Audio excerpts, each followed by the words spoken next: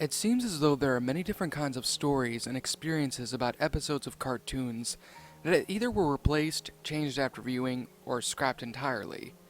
While I certainly can say that they're rather interesting, it's otherwise very difficult to say whether or not these episodes in question are real or not, given the fact that Nickelodeon Studios is rather protective about their personal reputation, Viacom being one of those protective entities that tends to, well, stop criticism. Of course, there are many things out there that Nickelodeon really doesn't want anybody to know about.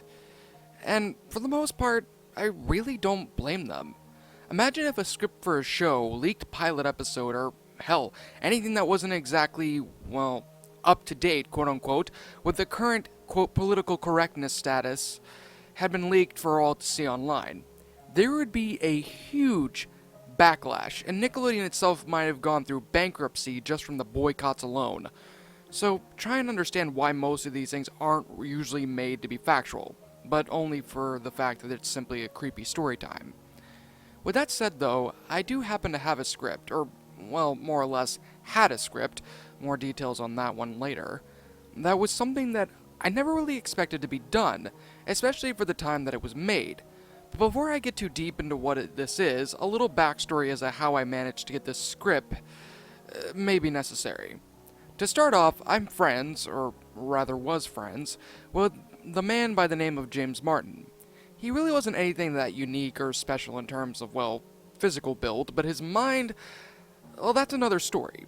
You see, James was an avid conspiracy theorist in every sense of the term. In fact, he was so dedicated to his work that he made Alex Jones look like the most sane person on Earth.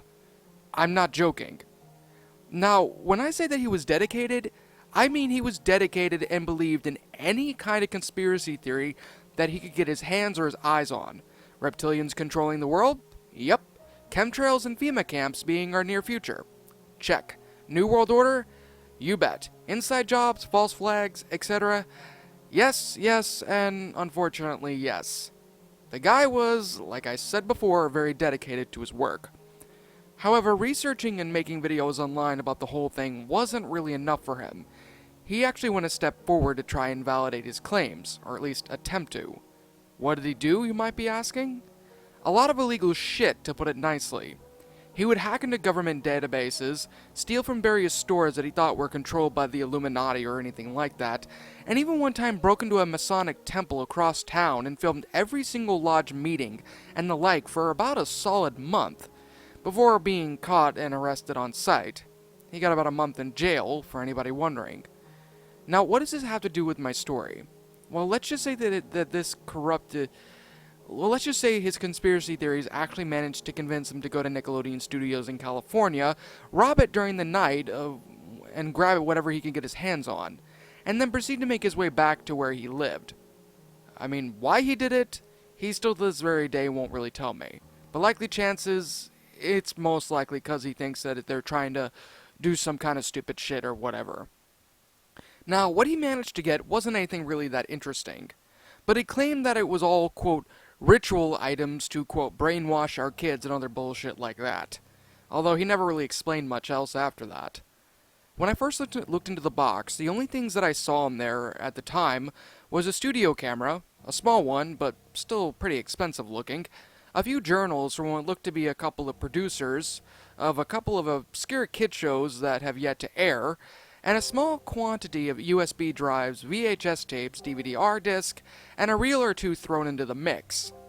Why I never really called the cops on him for his actions is anybody's guess, but maybe it might have been the fact that I wasn't really in my right mind at the time. I'm ashamed to say it, but I have a drinking problem, so likely chances, I was probably really drunk at the time and didn't really know how to put 2 plus 2 together, much less do the right thing and call the cops. As James was getting everything out of the box, about a few hours later, I was finally starting to sober up a bit. Not by a whole lot, but I was sobering up to where I was at least somewhat competent. He had managed to grab everything that he needed for his so-called projects, and brought it up with him into his room. Me, on the other hand, I just stared at that old box that he had brought in, and decided then and there, since I really didn't have anything else to do, to snoop around a bit and see what he may have left inside of it. Surprisingly enough, I actually managed to find something behind a series of tapes that he had left behind. A single script book, not very big, about 25 pages in total if I remember correctly. About 12 of those pages weren't exactly, well, full or whatever. And when I picked it up, I took a closer look at it, trying to focus my blurring vision on the script itself, only to find something rather interesting. The script was for a Back at the Barnyard episode. For anybody wondering what the show is or what it's about, I'll give a short summary of what it is. Back at the Barnyard was a show that ran back in the mid to late 2000s, which involved a cow by the name of Otis going on random and oftentimes extremely moronic and stupid adventures with his friends. No, there's nothing really else more about it, other than the fact that it was based off of the movie. I mean, that's pretty much it. Now, in my honest opinion, I'd never really cared too much for the show.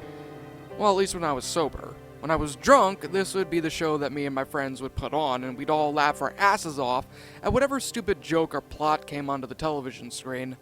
So while I might not have cared about it too much, it was still a good time waster with a group of drunk friends. When I had finally gotten my vision to quit blurring around on me every 5 seconds or so, I took a closer look as to what this specific episode was about.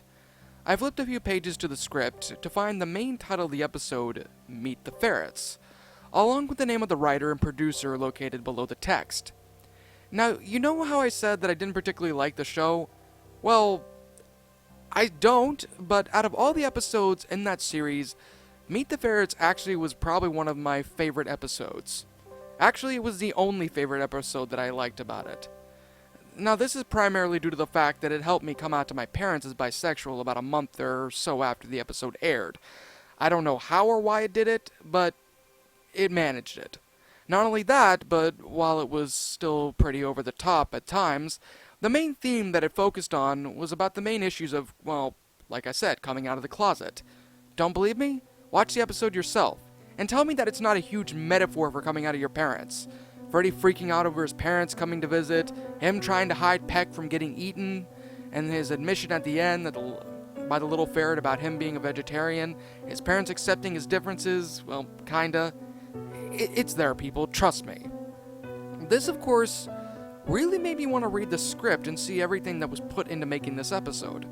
I mean, hell, I had the script now, I might as well read it and enjoy it before the cops come bursting down our door and, well, do whatever they possibly can to take away whatever it is that my friend stole.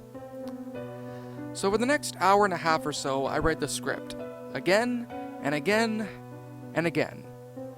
However, when I first read the script, I was rather confused. The script wasn't the original Meet the Ferrets episode at all. In fact, it was quite different, and much more serious in tone, hence the constant rereads that I did that night. This is what the episode was, in my mind, if it actually had aired, so just bear with me on this. I'm gonna try my best with it. The episode starts off in the same fashion as every other episode of Back at the Barnyard does, with a typical country rock music playing in the background while clips from the show and movie are played over it. Once that ends, the same title card of Meet the Ferrets comes up with Freddy looking at his parents with a rather unnerved facial expression, while his parents in the distance look on the screen with smiles on their faces. As a title card fades out, the screen then fades to show the beginning of the episode. Once a scene fades in, the usual start off with the badger digging into the dirt towards the barnyard plays out as it did in the normal episode. Upon popping out of the ground and placing the bag to the side of them, he calls out, "Mail call!" to which the other animals start gathering around to receive their mail. Pip gets his cheese of the month, Abby gets her new barbell, which she accidentally hits Pig with, and Otis gets his issue of Cosmopolitan, which Pip asked him whether or not that was a chick magazine or not. And of course, Otis making a joke about, Chick magazine being an actual magazine for tiny chicks. Then it cuts to show Abby walking over to Freddy, asking him what kind of mail he had received that day. Now, for the sake of understanding the rest of the plot, I'll just kind of put it down at times verbatim. Let's see, junk, jury duty, birthday... Freddy stopped, before going completely silent. Freddy's face slowly started to drop from a grin to a mixture between an angry and neutral expression. He stayed silent for about a few seconds before the scene cut to show the letter in Freddy's hands. A birthday card from his parents. He stares down at it with the same angry expression before grabbing the letter, crumbling it up into his paw, and tossing it aside before saying, "More junk," in a cold and uncaring manner. It's at this point that Otis walks up to where the letter had been tossed at and uncrumpled it up. Taking a closer look while muttering a bit, he quickly gasped a bit before saying, "Hey, Freddy, why'd you toss this out? It's a birthday card from your parents," Otis asked, a bit confused. Now, in the original episode, Freddy would normally start spouting out about how there wasn't a dark secret about his parents or anything, before freaking out and running off screaming. However, in this version, it didn't happen like that. Freddy simply turned to Otis slowly with his teeth showing slightly, which caused everyone, quite literally, to step back in a bit of fear. "I don't want anything to do with them," Freddy says through gritted teeth. "What? Why not, Freddy?" Abby asked, still holding the dumbbells. "I said I don't want anything to do with them," Freddy growls before storming off in a huff. The scene cuts to the other animals, who all still look pretty shocked at Freddy's sudden outburst. However, all of that was quickly dismissed as Abby started going on as she did in the original episode about, wondering if Freddy was okay and, thinking about inviting and, what to do, before Otis makes a suggestion or whatever of inviting Freddy's parents over to the barnyard. To which they, of course, did by setting everything up, and after that, it just kind of cuts more to Freddy's party. The next scene cuts to show the same scene with Peck leading Freddy into the barnyard in order to show Freddy his surprise birthday party that everybody had set up. As Peck takes off Freddy's blindfold, he's quickly introduced with the "Happy birthday, Freddy!" from Otis and the others.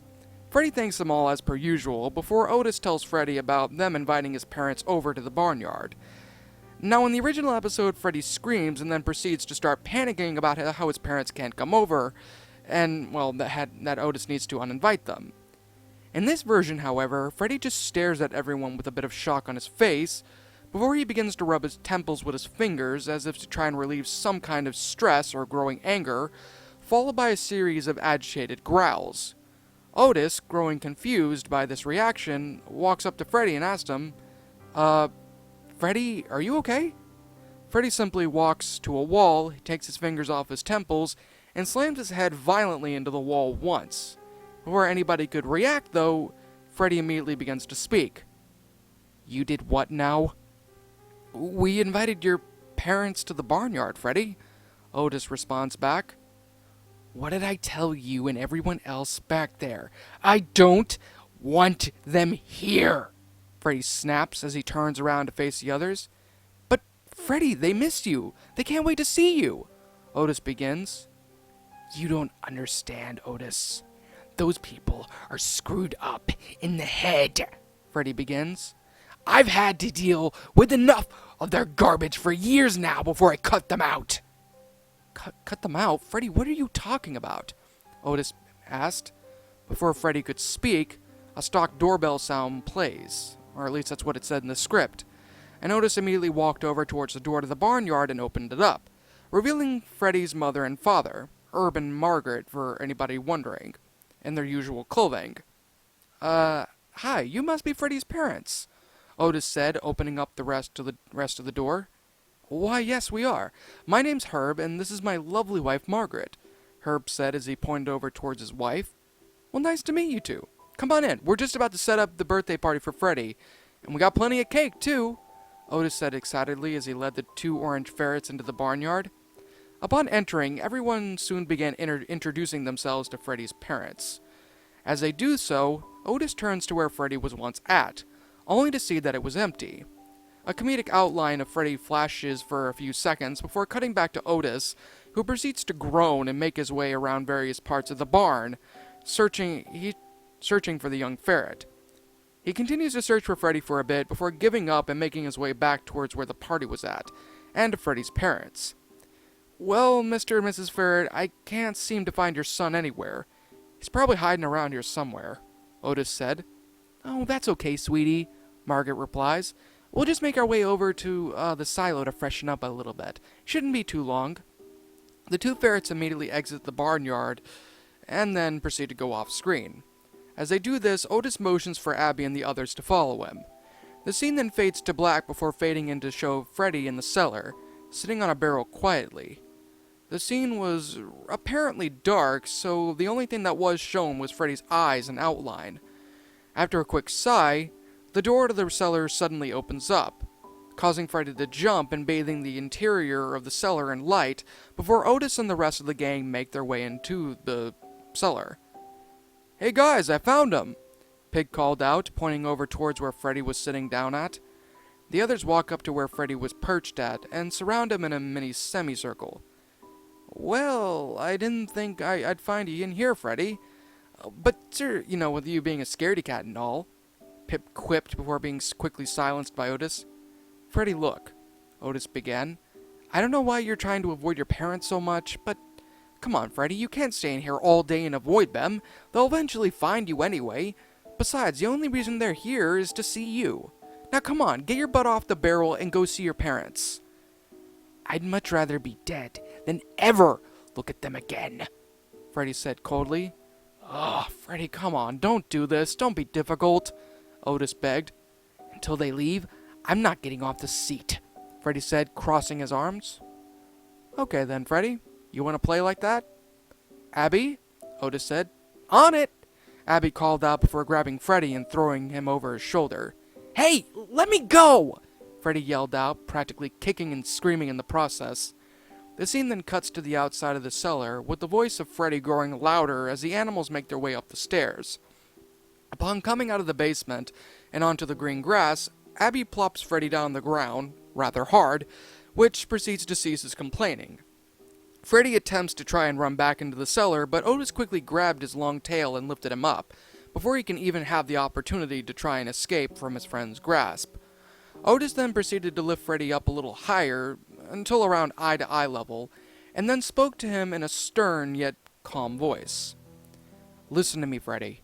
Your parents are here, and no matter what you say or what you do, that isn't going to change anything. Whatever this little grudge you're holding on to is, it's not going to get in the way of you or your parents having a good time. It's your birthday, Freddy. You should be enjoying it. You don't have to be around them all the time if you don't want to, but please just try and socialize a little bit," Otis said as he pulled out a rather large lock and chain, handing it to Abby, who promptly locked up the basement in an instant. "What are you doing?" Freddy asked with a slightly worried voice. "That's there so that you don't go off and try and hide again. In fact, until your birthday is over and your parents have left, that door, plus many others, are staying locked," Otis calmly said once again. Freddy let out a dark growl before finally caving into Otis's demands. "Okay, fine," Freddy said, defeated. "I'll enjoy myself, but understand one thing right here and right now. You're making a big mistake by keeping them here." Otis and the others simply nod their heads, and then proceed to make their way off screen, with of course Otis putting Freddy down and leaving him behind. The scene then transitions in its usual format, with all the animals running across the screen, to the scene inside of the barn.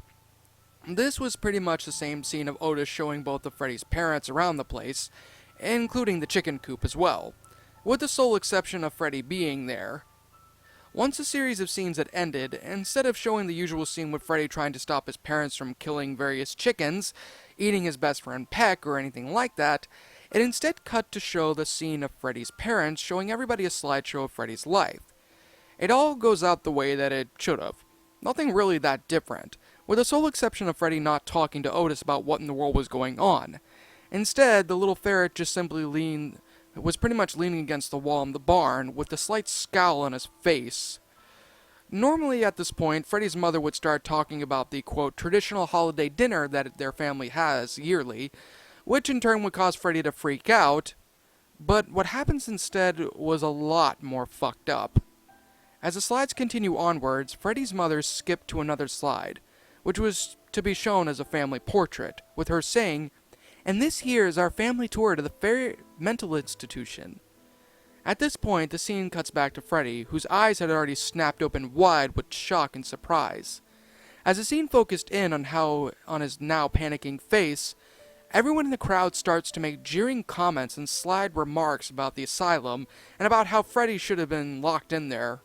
Pip himself even winds up adding to this rather fucked up kind of barrage by saying, "No wonder he's psycho. He's a mental escapee." The scene then cut back to Freddy, his face now boiling over with a mixture of fear, rage, and, well, even more rage if that was even possible.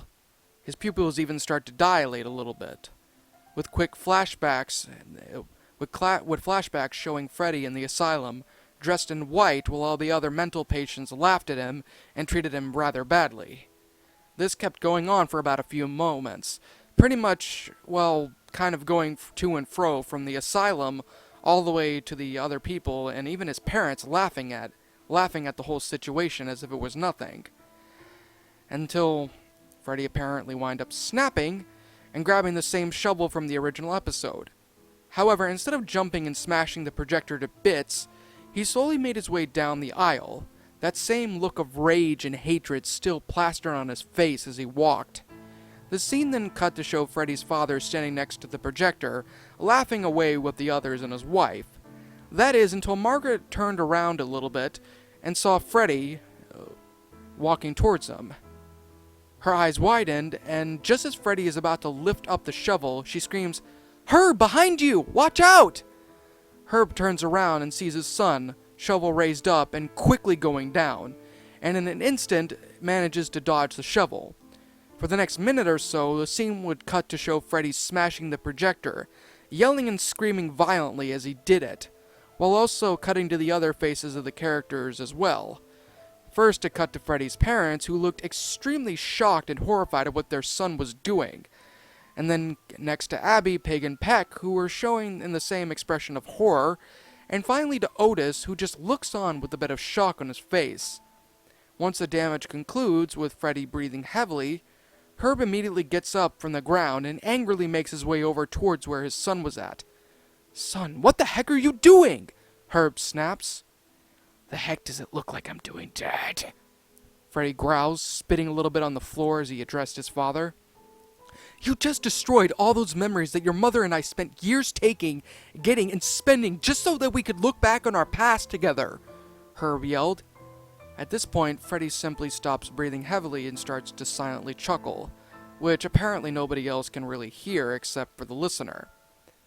"What the heck is your problem?" Herb begins. "First, you never call or mail any of us for over 12 years. Next, you avoid us like we're some kind of disease. And then you nearly attempt to murder me with that shovel in your hands." "I wasn't aiming for you, but if I did, it would have made this a lot better," Freddy said rather coldly. Both Herb and Margaret gasped at that statement, and immediately put on a pissed off face. "Son, why is it that you want nothing to do with us? What the heck did we ever do to you, other than love you, take care of you, even come to your birthday party? You know how long it took for the two of us to get here? Explain yourself. Maybe we might know what your issue is if you talk to us." Herb snapped again. Freddy stopped chuckling, and then slowly turned his head towards his parents, with an apparent look of "I'm going to fucking kill you in your sleep" kind of look that was etched into Freddy's face and eyes, which seemed to cause both of his parents to freeze and take a step back. "Love me?" Freddy growled. "Out of everything that you said to me today, that's got to be one of the most disgusting lies I've ever had to listen from you." "Freddy, what are you talking?" Margaret asked, her voice choking up a bit before her son interrupted her. "Answer me this, Mom and Dad. Does treating your kid like he's a low-life monster, neglecting his mental needs when he needs it most, and sending him off to a mental asylum for nearly a year with no letters or phone calls, your version of love?" Freddy said darkly. Both his parents froze at that statement. "Not only that, but the very fact that you ignored any kind of problems I had at school, with bullies, with everybody else. And then think that after all that torment I went through, You think that all of it's forgiven instantly, that I've forgotten about it, and that you can just waltz in here, making it seem as though nothing had ever happened to me. Freddy spat. Sweetie, you need to know that we did that to help you, Freddy's mother said, almost on the verge of tears. Newsflash, Mom! Freddy screamed. That wasn't help. You sent me to that awful place after that school thought it was a good idea to write you that little note about how I was a problem. Despite the fact that I wasn't a problem. People treated me badly. Those bullies beat me over and over and over again. And you did nothing. But that's nothing. Do you know what those monsters at that asylum did to me, Mom and Dad? They electrocuted me. They sent me in with other inmates who beat me, who treated me like garbage, who smashed their food into my place. The doctors did nothing. Instead, they just gave me electroshock therapy and then shoved pound after pound of applesauce down my throat. Freddy took in a deep breath as tears started to well up in his eyes, yet his angry face still stayed. I thought you two actually loved me, and that you cared for me. Yet every time I tried to contact you, or wanted to at least be visited you in that asylum, waiting for you for hours and hours on end, and neither one of you showed up. It killed me inside. That is, until somebody burned that place to the ground. I managed to survive it, and I left. I would have went home, but why go back home to a family that doesn't even care about you? I left there, and I found the barnyard. And for 12 long years, I stayed here. It may not be perfect, but it's better than anything you two have put me through. Freddy said as he started to choke up. Freddy, we didn't know. We're sorry. We're truly sorry about everything. Freddy's mother said while crying. Anything that you need to make up for this. We promise, Freddy. We promise we'll make it up to you. Anything, just ask it. Freddy simply stared down at his crying mother and father for a good few seconds, before finally saying, If you really want to make it up to me, then leave. Go back to the silo, pack the rest of your things, and be out of this barnyard by morning. Don't contact me, write me, or anything ever again. And if you do, I will make sure of it, that any time in the future you will never see me again. I want nothing more to do with either of you. Now leave, before I use this shovel to smash the two of you into bits. Freddy said as he pointed his finger towards the exit, while holding the shovel in a threatening manner. Both of Freddy's parents, with tears in their eyes, nodded, and slowly began to make their way out of the barnyard with everyone else looking on in the process. Once the door had finally closed, Freddy immediately broke down right then and there, bawling his eyes out in the middle of the broken projector pieces. The scene then cut back to Otis, who, with a rather surprised, shocked, and just downright surprised expression, simply stood up and then proceeded to motion for everybody to leave the barnyard for a bit, which everyone obeyed, many of them having rather sympathetic looks as they stared at the sobbing ferret. Once everyone was finally out, Otis made his way towards Freddy. He bent down to his level and spoke. Freddy. Oh my god. Freddy, I didn't know. I didn't... I'm sorry. I'm so sorry, Freddy, about everything that I did. I should have talked with you. I should have Me and everybody else should have asked you what the issue was. Otis continued to stutter. I didn't know that they were... I didn't know they did those things to you. It's horrible. Freddy sniffled a bit, before rubbing his tear-stained eyes and said, I don't blame you, Otis. It probably would have stayed as a secret. I never really told anybody about that before. It hurt me a lot. But at least you guys know now.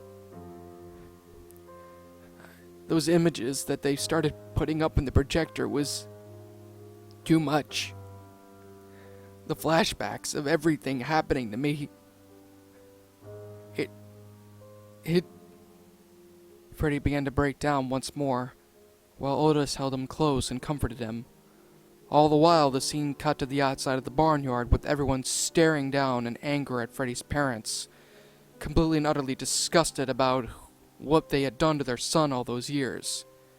Now, of course, normally people would not exactly believe that kind of thing the first time around, but given the fact that this was a cartoon, I don't really even know. Freddy's parents wound up gathering the last of their things out of the silo and then began making their way towards the exit of the barnyard in a walk of shame. And once they had finally left, everybody else walked into the barnyard. Now, this is where it pretty much abruptly ends. The rest of the script itself seemed to have been rather unfinished. I don't know how or why, but I checked and there was around a good 12 or so pages where there was nothing there, except for a couple of scattered script lines that I guess was playing into the future parts of the episode. And I checked it too, more than enough times. It's pretty much completely blank at this point. When I had finished reading that script for nearly the 5th or 6th time, I was rather intrigued by it, yet at the same time shocked and rather upset about what I had read. In fact, I think I even remember James coming into the kitchen and seeing me reading the script, crying a little bit, and then him calling me a pussy or something like that to the effect. In my mind, I wanted to try and piece together the possible reasons as to why this script had such a dark twist to it. Yet for some reason, I couldn't exactly come up with a proper conclusion. Maybe there might be an explanation for it, but I don't even know. The next few days after that were rather uneventful, other than the fact that the script had literally wound up putting me in a rather bummed out mood for the next few days, a lot more than it should have. I never really took another look at it again, and in hindsight, I probably should have. Or at the very most, I should have made a photocopy of it or something similar and hid it, because about a week after my friend had taken the equipment and the like, he was promptly contacted by the authorities, by coming to my door and nearly knocking it down off its hinges, and being taken to jail in the process. As of right now, he's currently serving about 20 years for felony theft over the years. As for me, I was also locked up, as well, for at least a couple of weeks in the county jail for being an accomplice, plus probation as well added to it. I only managed to get a lighter sentence when I agreed to turn everything that James had stolen into the police. And once my jail time had been concluded, I basically went back home and continued on with the rest of my life. I didn't really look around anywhere to try and find the origins of the script, nor did I even want to at that point. I had to catch up with important things at work, which I thankfully didn't get fired from after my arrest. Thank God I have an amazing boss. And of course, the fact that I still have to keep testifying against my former friend when needed by the court. Even now as I type, I'm due for another hearing in a few hours. Was thankfully able enough to sit there and type this all down for everyone to, read or listen to or whatever it may seem to be. 'Cause, while it may not be genuinely terrifying, it still is something interesting. Of course, I do still need to leave very soon and get myself ready. 'Cause apparently James had some fresh murder charges on him tacked on with his sentence. And this was even before he got into prison. I don't know what he did. I don't know how he did it. But one thing I do know of is that I don't know if I want to know. Whether or not this has anything to do with the script itself is anybody's guess. Whether or not I even decide to try and find out the whole reasoning behind the tape is really up to me. I didn't want to do anything with it, and I still to this very day have no intention of really going after and finding any kind of concrete evidence or clues. If anybody else wants to try and figure out what this might mean or whatever, then by all means go right on ahead. But for me, life is just way too hard for me to sit there and waste time doing that. But if anybody can come up with any kind of conclusions, theories, or whatever, I'd very much appreciate to hear those. Even if it's just a theory, it's still something to help quell my growing curiosity. In fear and surprise, as your eyes widen, your mouth goes dry with each battered breath. You try to scream, your mind begs to leave, glued to your computer screen. The killers they slash, the tapes burn and crash. The cartridge you bought will be your final haunt. The rituals of hate will seal your fate. The tears you shed will be from the fear-gripping horror-driven nightmarish gore-filled, terrorizing, hateful, burning, violent, rage-inducing, knife-slashing, blood-splattering, silent screams. Only time will tell if you will escape this online hell. Your horror-filled obsessions will come with its own regressions. Your pathetic screams will not be heeded in any way, because your nightmares will come at any day.